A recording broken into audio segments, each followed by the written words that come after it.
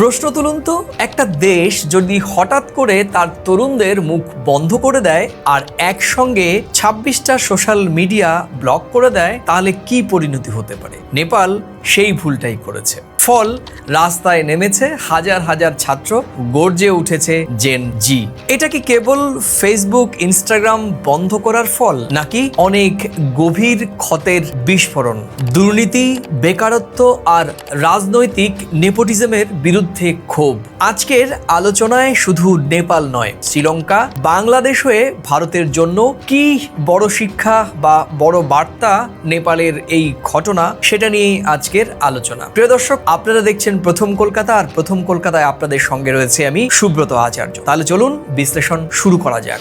প্রথমেই আমরা একটু জেনে নেবার চেষ্টা করব ঠিক কি কারণে বা কিভাবে এই আন্দোলন দানা বাঁধল নেপালে। সেপ্টেম্বরের 5 তারিখে নেপাল সরকার ঘোষণা দেয় 26টি সোশ্যাল মিডিয়া প্ল্যাটফর্ম ব্লক করা হয়েছে। সরকার যুক্তি দেখায় ভুয়ো খবর ঠেকানোর দরকার, তাই এই সিদ্ধান্ত নিতে নেপাল সরকার বাধ্য হয়েছে। কিন্তু বাস্তবে তরুণদের মনে হয় এটা আসলেই দুর্নীতি আড়াল করার সেন্সরশিপ। এক রাতের মধ্যে নেপালের বিশ্ববিদ্যালয়, ক্যাফে, হস্টেল, টাউন স্কয়ার ভরে ওঠে প্রতিবাদে। স্লোগান ছড়িয়ে পড়ে, shutdown corruption, not social media. ছোটখাটো বিক্ষোভ শুরু হলেও পরবর্তীতে তার রূপ নেয় অল আউট বিদ্রোহে। প্রথমত দুর্নীতি আর স্বজন পোষণ বা স্বজনপ্রীতি।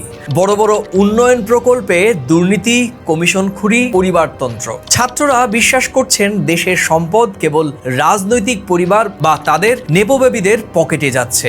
দ্বিতীয়ত যুব বেকারত্ব। নেপালে প্রতি বছর হাজার হাজার গ্র্যাজুয়েট বের হচ্ছেন, কিন্তু মানসম্মত চাকরি একদমই নেই। বাধ্য হয়ে অনেকেই বিদেশে শ্রমবাজারে যুক্ত হচ্ছেন, আর দেশে থেকে যাওয়া যুব সমাজের মধ্যে তৈরি হচ্ছে হতাশা আর ক্ষোভ। আর তৃতীয়ত ডিজিটাল প্রজন্মের কণ্ঠরোধ। নেপালের তরুণ প্রজন্ম, বিশেষ করে শহরে জেন জি, নিজেদের মত প্রকাশের জন্য সোশ্যাল মিডিয়ার ওপর অত্যন্ত নির্ভরশীল। হঠাৎ করে সেই প্ল্যাটফর্ম বন্ধ করে দেয়া মানে তাদের শ্বাসরোধ করে দেয়া। আর চতুর্থত শিক্ষা, স্বাস্থ্য খাতে বড় সড় সমস্যা। মেডিকেল কলেজে সিট বন্টন, বৃত্তি, শিক্ষায় বৈষম্য, এসবই আগে থেকেই ক্ষোভ তৈরি করছিল। এবার তার সঙ্গে যোগ হয়েছে সোশ্যাল মিডিয়া ইস্যু। ফলাফল, এই আন্দোলন কেবল ফেসবুক বা ইনস্টাগ্রামের জন্য নয়, এটা হয়ে দাঁড়িয়েছে একটা প্রজন্মের অস্তিত্ব রক্ষার লড়াই। এবং এই প্রতিবাদ বা ক্ষোভ ক্রমশই সহিংসতায় রূপ নেয়। সংসদ ভবনে প্রবেশের চেষ্টা করে ছাত্ররা। পুলিশ টিয়ার গ্যাস, ওয়াটার কামান, রাবার বুলেট ব্যবহার করতে বাধ্য হয়। প্রাণহানি অন্তত 21 জন প্রতিবাদকারীর, শত শত আহত হয়েছেন। পুরো কাঠমান্ডুতে কারফিউ জারি করা হয়েছে। রাজধানী পরিণত হয় এক সেনা ঘাঁটিতে। বাইরে থেকে বিশ্ব দেখছে একটা ছোট্ট পাহাড়ি দেশে ছাত্র আন্দোলন কিভাবে পুরো রাষ্ট্রকে কাঁপিয়ে দিতে পারে। এবার আসবো এই নেপালের আন্দোলনের মতোই কিভাবে বাংলাদেশ এবং এর আগে শ্রীলঙ্কাতেও একই রকম ভাবে আন্দোলনটি স্ফুলিঙ্গে পরিণত হয়েছিল এবং সরকার বাধ্য হয়েছিল পদত্যাগ করতে। 2022 সাল, শ্রীলঙ্কার ঘটনা। অর্থনীতি ভেঙে পড়া, জ্বালানি, খাদ্য সংকট, রাজাপক্ষের পরিবারের বিরুদ্ধে দুর্নীতির ভুরি ভুরি অভিযোগ। আর ছাত্র তরুণরাই নেতৃত্ব দেন আরাগালায়া আন্দোলনের। প্রেসিডেন্ট পালাতে বাধ্য হন। শিক্ষা, অর্থনীতি, দুর্নীতি, যুব অসন্তোষ, ফলাফল সরকার পতন। 2024 সালের সবশেষ ঘটনা আমাদের চোখে আঙুল দিয়ে দেখিয়ে দিয়েছে দুর্নীতির পাহাড়কে কিভাবে একটি ছোট্ট কোটা বিরোধী আন্দোলন থেকে গণ অভ্যুত্থানে পরিণত করে। আর সেটাই নজির দেখেছি আমরা প্রতিবেশী বাংলাদেশে 2024 সালের জুলাই আগস্ট আন্দোলনে। চাকরিতে কোটা সংস্কার আন্দোলন ছাত্র রাজনীতিতে আগুনে ঘি ঢালে। সহস্রাধিক প্রাণহানি, ঢাকা থেকে গ্রাম পর্যন্ত আন্দোলন ছড়িয়ে পড়ে। বিশ্ববিদ্যালয়ে হয়ে উঠেছিল রণক্ষেত্র। শিক্ষা প্রতিষ্ঠানের রাজনীতি অশান্ত হলে গোটা রাষ্ট্র কিভাবে কেঁপে ওঠে, সেটি বাংলাদেশ জ্বলন্ত দৃষ্টান্ত।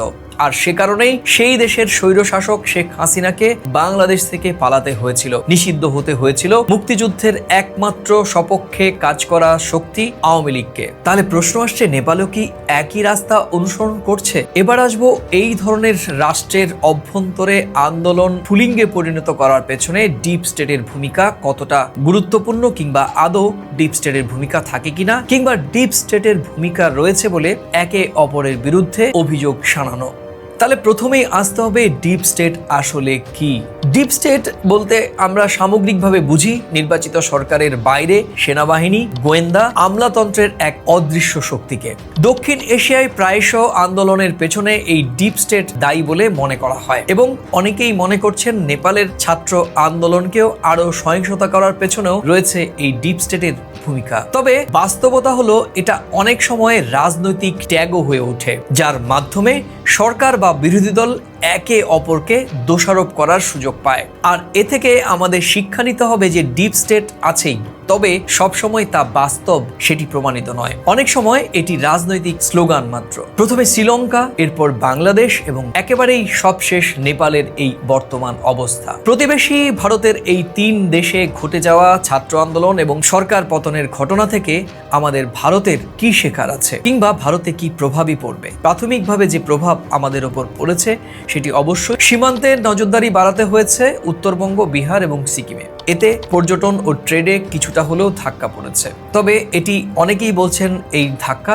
স্বল্পমেয়াদী। আর যেসব আশঙ্কাকে একেবারেই উড়িয়ে দেওয়া যাচ্ছে না সেটি হচ্ছে সোশ্যাল মিডিয়া ব্যান বিতর্কে ভারতের ভেতরে প্রতিধ্বনি উঠতে পারে। নেপালের রাজনৈতিক অস্থিরতা ভারত নেপাল জল সম্পদ ও ট্রানজিট আলোচনায় চাপ তৈরি করতে পারে। আর দীর্ঘমেয়াদী প্রভাব যদি আলোচনায় আনতে হয় তাহলে বলতে হবে নেপালের জনগণের চোখে ভারতের ভাবমূর্তি ক্ষতিগ্রস্ত হতে পারে যদি ভারত কেবল সরকার ঘেঁষা অবস্থান নেয়। দিল্লির দরকার ভারসাম্যপূর্ণ নন ইন্টারফেয়ারিং ডিপ্লোমেসি। আর ভারতের সামগ্রিকভাবে শেখার যে বিষয়গুলো অবশ্যই আমাদের গুরুত্বের চোখে দেখতে হবে, যেমন সোশ্যাল মিডিয়া ব্লক কখনোই প্রথম সমাধান হতে পারে না। যুব কর্মসংস্থানের রোডম্যাপ থাকা অত্যন্ত জরুরি। বিশ্ববিদ্যালয়কে রাজনৈতিক সংঘাত থেকে রক্ষা করতেই হবে।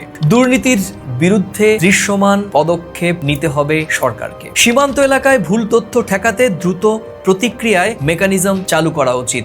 ছাত্র সরকার, টেক কোম্পানি এই 3 পক্ষকে নিয়ে আলোচনার মেকানিজম তৈরি করতে হবে। আঞ্চলিক সহযোগিতা বাড়াতে হবে, বিশেষ করে পশ্চিমবঙ্গ, বিহার, সিকিম সীমান্তে নজরদারি আরো সুরক্ষিত করতে হবে। তাহলে এই আলোচনায় শেষ করব শুধু এই উপসংহারই টেনে, নেপালের তরুণদের আন্দোলন আসলে একটা ওয়ার্নিং বেল। শ্রীলঙ্কায় আমরা দেখেছি, বাংলাদেশে দেখেছি, এবার দেখছি নেপালকে। ভারতের জন্য শিক্ষা খুব পরিষ্কার। যুব সমাজ যদি বঞ্চিত হয়, কণ্ঠরোধ করা হয়, দুর্নীতির বিরুদ্ধে পদক্ষেপ না দেখা যায়, তাহলে আগুন ধরতে পারে যে কোনো সময়। আজ নেপাল আমাদের দেখাচ্ছে একটা প্রজন্মকে অবহেলা করা মানেই রাষ্ট্রের ভিত্তি কাঁপানো। তবে অবশ্যই এই প্রতিবেশী 3 দেশ থেকে ভারত অনেক ক্ষেত্রেই আলাদা। 140 কোটি মানুষ সবার আগে তাদের দেশকেই হৃদয়ে লালন করেন। প্রিয় দর্শক, কেমন লাগলো আজকের এই ভিডিও? এই ভিডিওর কোন অংশের সঙ্গে আপনার সহমত কিংবা ভিন্নমত রয়েছে সেটি অবশ্যই মতামতের কলামে লিখে জানাতে ভুলবেন না। আর ভিডিওটি ভালো লাগলে শেয়ার করবেন, আর এই চ্যানেলে নতুন হলে সাবস্ক্রাইব করবেন। এই ধরনের ভূ রাজনৈতিক নানা বিষয় নিয়ে ভিডিও দেখতে প্রথম কলকাতার সঙ্গেই থাকুন। আর যে যেখান থেকে দেখছেন, আমার বিশ্বাস সবাই ভালো, সুস্থ এবং নিরাপদে আছেন। আজকে এ পর্যন্তই। তাহলে আবার দেখা হবে প্রাসঙ্গিক কোনো বিষয় নিয়ে। নমস্কার।